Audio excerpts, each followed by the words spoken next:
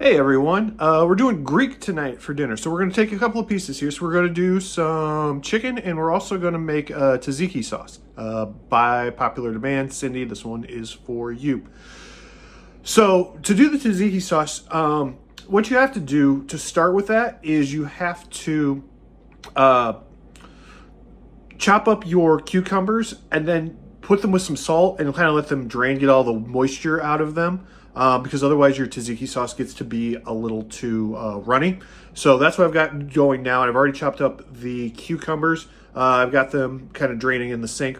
We will talk about those in a little bit. But we're going to start with the chicken. So we're going to start with those real quick. We'll flip this around, and we will take a look at how we're going to marinate our chicken. All right, so we are going to marinate our chicken. We're actually going to marinate our chicken in yogurt.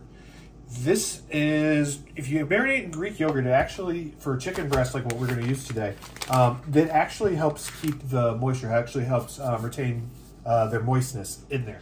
So that's what we're going to do today. I have one of these fancy little brining buckets from, I got this at the Midwest Grilling Store over on Kimberly Road. Shout out to those guys. Hopefully they will sponsor not only this show, but the entire network. Call us. We want to hear from you. So basically for marinating the chicken, we're gonna make this super easy. So I've got a couple of chicken breasts in here. We're gonna go ahead and pop these guys open. And then basically what this is, it's called a briner bucket. And it does exactly that. You can buy them in different sizes. This is my smaller one. I've got a bigger one for when I do larger stuff during grilling season. But for right now, this is what I've got. It feels like my chicken's still a little bit frozen in there, so we'll have to kind of pull that apart a little bit with my hands. There we go. All right. Now, yes, I am using the gloves, especially for the chicken when I'm working with raw chicken like this. I do kind of like the gloves. I used to be a guy who said no gloves. It was too much. It was too much of a hassle. Made my hands too sweaty, but I've kind of gotten used to them. We got sick at one point. We actually ended up starting using the gloves. It worked out really, really well. So basically all you do is you kind of just take your yogurt here, and then you can just dump it right on your chicken. And then all you do is really kind of just mix it up and around in there. I got a spoon down here that I can use to get all of this out. So we'll get all of the yogurt out and onto said chicken. There, just kind of dump that out. Throw that there. Toss that into the dishes. We're not going to talk about the dirty dishes that are in my sink currently. All right, from here then, we're just going to go ahead and apply the yogurt to the chicken. And basically all it's going to do is it's just going to sit on there just like any other marinade. Sit on there, let it absorb into said chicken. All right, now from here I'm going to take off one of my gloves because I still need to flip this around. Because I'm doing kind of Greek for dinner, I am using this Malcolm's Euro Hero seasoning. Again, I got that from the Midwest Grilling Supply. You can also buy this directly from from the How to Barbecue Rights website. Fun dude. If you ever watch any of his videos, it's just How to Barbecue Right on YouTube or on their website. He comes from like Louisiana. He's got a really thick Louisiana accent, so you know he knows what he's talking about. So from here, then, all I'm going to do is just go ahead and add that seasoning to the chicken, flip it over, add it to the backside of the chicken, get it all over in there. You do want the seasoning kind of to attach all to your chicken. Don't want any naked spots on there. All right, so from there then, that's kind of it in terms of the chicken preparation. I'm going to pull off my glove. And from here, what's nice about these buckets is they're just kind of just a bucket. So they'll come with this little lock, especially if you're going to submerge things, liquid brine them, wet brine them. You can put that on there. It'll help those things not kind of float to the surface. And then I just put the lid on here. And then I'll throw this in the fridge until I'm ready to cook it. And then I'll pull it out and just basically just kind of cook it from there. So from here then, we'll go ahead, we're going to stop the video. We will come back and we'll go ahead and put the tzatziki sauce together once all the moistures out of the cucumbers. Paper towel's pretty wet already. So I want to go ahead, I'm going to give these a good wring out in the sink, and then we're going to go ahead and throw those into the bowl.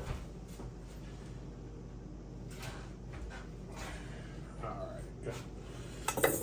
Okay, now the recipe, technically the recipe that I follow, the recipe that I kind of used so I can remember all of these ingredients, tells you to mix some stuff first and then mix some other things in another bowl and put them all together. It's a big pain in the ass. So we're not doing that today. So we're going to dump it all in one bowl, kind of mix and stir. And basically this is all that it's going to end up being, is just kind of one quick sauce in here. Now, the recipe that I follow says to use 8 ounces each of sour cream and Greek yogurt. I find the easiest way to do this is just to buy the 8-ounce containers and dump them in. I know it's kind of a single-use type thing, but really it ends up being a lot easier that way. Let's see what I've got in terms of spatulas in here. This gotta work. So I've got my little small spatula here. We're going to go ahead and dump these right into the bowl right along with our cucumbers. So the recipe that I have actually says to use 2 medium-sized cucumbers. Now, I don't know where these people get their cucumbers at, but I live here in the Midwest where these things grow monstrous.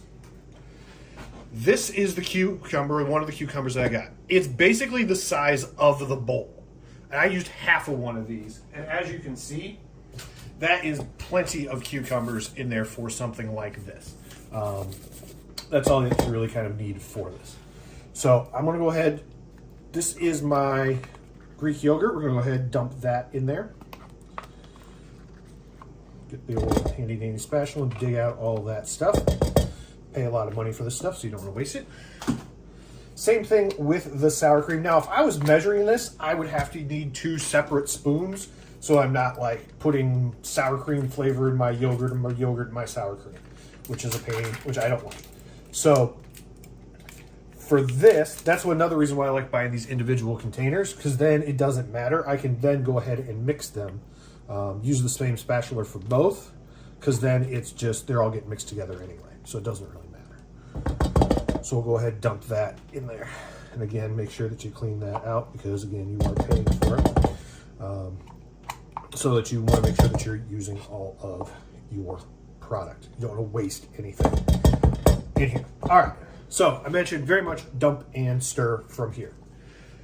So next thing we were supposed to put in there is going to be, now again, the recipe that I use calls for vinegar. Michael Simon, who is one of the Food Network chefs, he uses lemons because he's Greek and that's more traditional kind of Greek for them. So they will use lemons in there, and that's what I'm going to go ahead and use that today.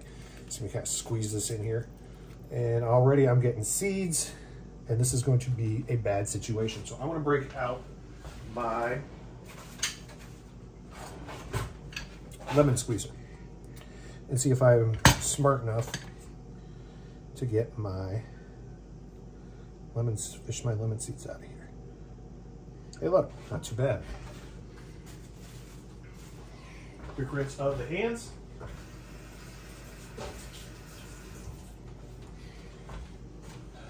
All right, these things are great. I think this one was 15 bucks. They do exactly what you think that they do. Is they will squeeze your lemons, allow you to put your liquid in there and keep the seeds out of your stuff. Now, obviously, I'm using a little bit more than half a lemon, so I can kind of control that, how much I want in there. All right, next guy up. Here, we got some lemon juice on my board. Let's go ahead and wipe that down real quick. Now, next up is going to be kind of our 2 things that we need to chop up or bang up here. So we're going to start with our garlic cloves. Now, if you watch, depending upon who you watch and how you do these, there's 2 different ways that you can do them. You can, put it underneath the heel of your hand and give it kind of like CPR. And basically what that'll do is it'll kind of break it, that'll allow you to get kind of the papery shell off of there. And you can do it that way. The other way that you can do it, some people don't think that this is safe because you're actually, hitting your hand on the knife. Now, it's the side of your knife, and you won't cut yourself. I've done this a million times, and I've never cut myself. Now, of course, today will be the day that I do that. But basically, all you do is just take it, smash it, boom, same process.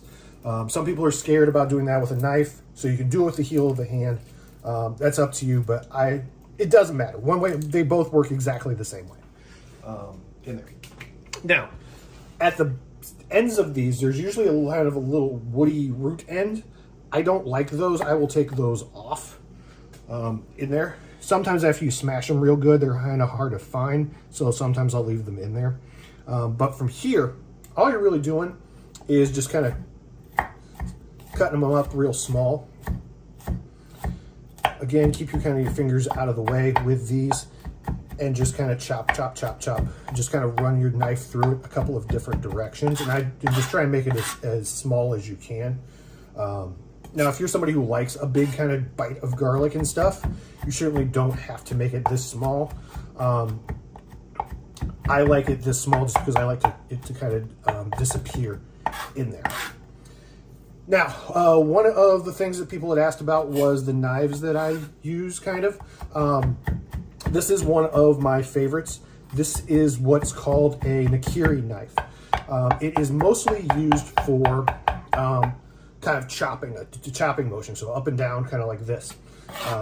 That is what they are used for in there.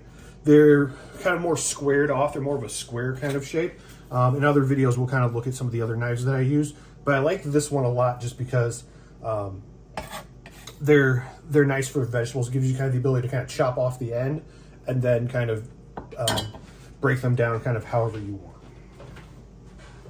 All right, garlic tends to be sticky. I don't know why. Fresher garlic will be sticky. So evidently I always get good garlic because, again, we're here in the Midwest. But those things always seem to stick to my knife and to my fingers. So rinse off the knife real quick. Over here in my sink that you can't see. Clean knife. Now, last thing that we're going to put in here in terms of herbs, now obviously outside the salt, the pepper, and the olive oil, is going to be our dill. Dill is going to be what makes kind of tzatziki sauce or gyro sauce kind of taste that way. Dill is dill. This is what they use to make your pickles. I always think about the first time that I actually used kind of raw dill in here. I popped open one of these clamshells and I'm like, boy, that smells like a pickle. And then I was like, duh, dumbass. It's because this is what they use to make pickles with. So you can put in here as much or as little as you want.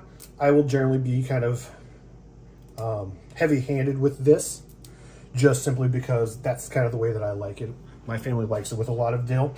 Again, you will adjust the taste to how your family likes things. Now, there's no easy way to do this in terms of cutting this. There are a couple of different ways that I've kind of done throughout the years. You can, especially with something like this, because you basically just got little strings. I don't know how well this shows up. But again, they're just kind of little guys here. There's a couple of different ways that you can do this. So typically what I'll do is I'll try and bunch it up as best as I can, kind of make like a solid mass out of it, and then run my knife kind of through it to give me kind of something that I can actually like chop here. You can tear these up by hand, things like basil or tarragon or some of the more leafy stuff. You can kind of rip those up with your fingers. I'll do that if I'm making some type of like something with basil. My wife really loves basil, so I'll tear those up. But for something like this, your best move that I've found is to really just make it as small as you can. Wad it up into kind of just a wad and then just kind of chop it in there. Again, just kind of dump them right in there. Up and down they go. Again, be careful of the fingers. Don't want anybody suing me because of the way that I pick stuff up. All right, last three things that are going to go in here. We're going to use salt. It says a half teaspoon in the recipe. Again, we talked about this last time. I don't measure anything, so we just kind of do by what the ancestors tell us here. Hit us up with the pepper. Again, same kind of thought process here. going to hit that with the pepper. And then 3 tablespoons of olive oil, again, what is measuring. All right, so that's what we've got. Basically, everything's all in the bowl. And from here, we just mix. And it's all going to come together and look like a tzatziki sauce. Tzatziki sauce typically is found in, you'll see them on gyros. If you've been to Uncle Pete's or Dr. Gyros in Rock Island, both of those places sell gyros and you can have them. Typically they're thought of as kind of like a street food or a vendor. You'll see people at circuses or carnivals or whatever, they'll sell them. Basically the gyros are on a giant kind of turntable spit. They shave off the meat, put them into a pita, and then this is the sauce that goes on top of all of those. So, a little mixy mix, stirry stir, and wham bam, thank you ma'am, there is your tzatziki sauce. So, again, like last time, I'm going to give it a little bit of a taste, except that I don't have any spoons. So we got to pull that out of the dishwasher because that's the way that we live.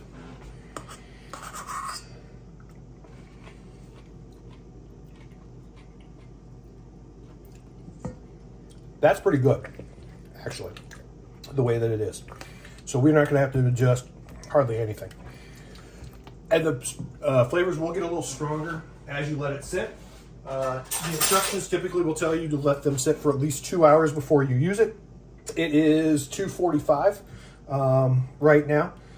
Dinner I'm shooting for, usually I shoot for about 5 o'clock, 5:36, kind of depending upon when people get home. But that's basically going to be what we are looking at. So this is going to be what we're looking at for dinner tonight. So basically what I'll do then when it comes time is we'll cook the chicken. I'm just going to throw it in a pan. Maybe I'll throw it in the oven tonight, but throw it in the pan, cook that off, and then this goes right over the top of it as a sauce. My wife likes this stuff usually well enough that there isn't anything for the second day. Usually after everybody's kind of had dinner, she'll come out here and just eat the rest of this with a spoon right out of the bowl. So that's usually kind of the way that it works.